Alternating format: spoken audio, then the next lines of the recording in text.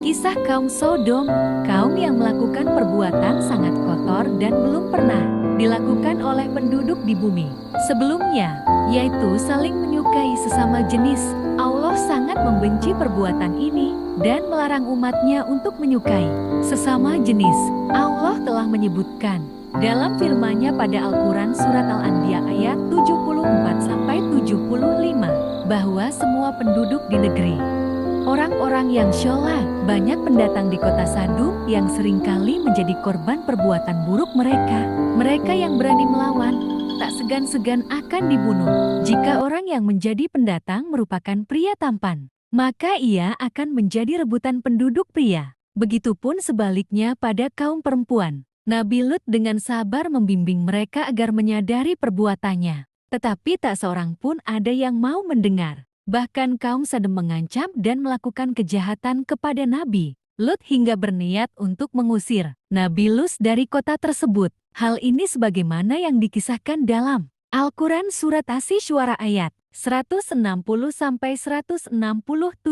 Kaum Lut telah mendustakan para rasul. Ketika saudara mereka, Lut, berkata kepada mereka, "Mengapa kamu tidak bertakwa? Sesungguhnya aku adalah seorang rasul terpercaya yang diutus kepadamu. Maka, bertakwalah kepada Allah dan taatlah kepadaku. Aku tidak meminta imbalan kepadamu atas ajakan itu. Imbalanku tidak lain hanyalah dari Tuhan semesta alam. Mengapa kamu mendatangi jenis laki-laki di antara manusia berbuat homoseks? Sementara itu, kamu tinggalkan perempuan yang diciptakan Tuhan untuk menjadi istri-istrimu. Kamu memang kaum yang melampaui batas." Mereka menjawab, "Wahai Lut, jika tidak berhenti melarang kami, niscaya engkau benar-benar akan termasuk orang-orang yang diusir." Asy-Syu'ara 160-167. Nabi Lut kemudian berdoa kepada Allah agar kaumnya mendapat azab atas perbuatan buruk mereka. Akhirnya,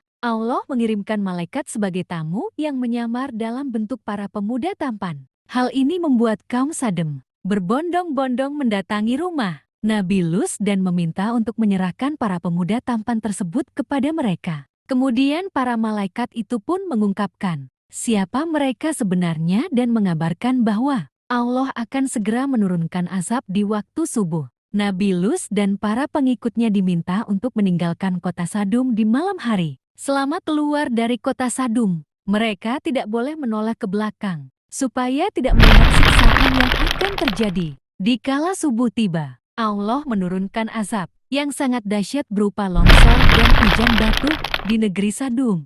Bebatuan besar menimpa para kaum Sadom secara berturut-turut hingga mereka binasa.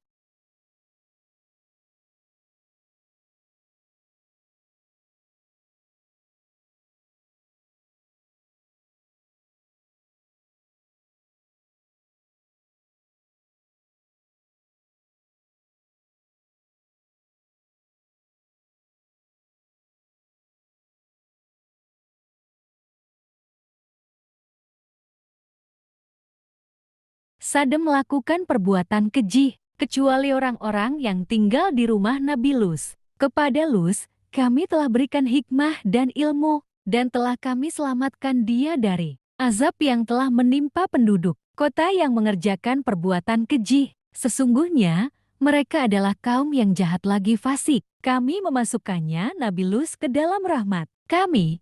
Sesungguhnya dia termasuk golongan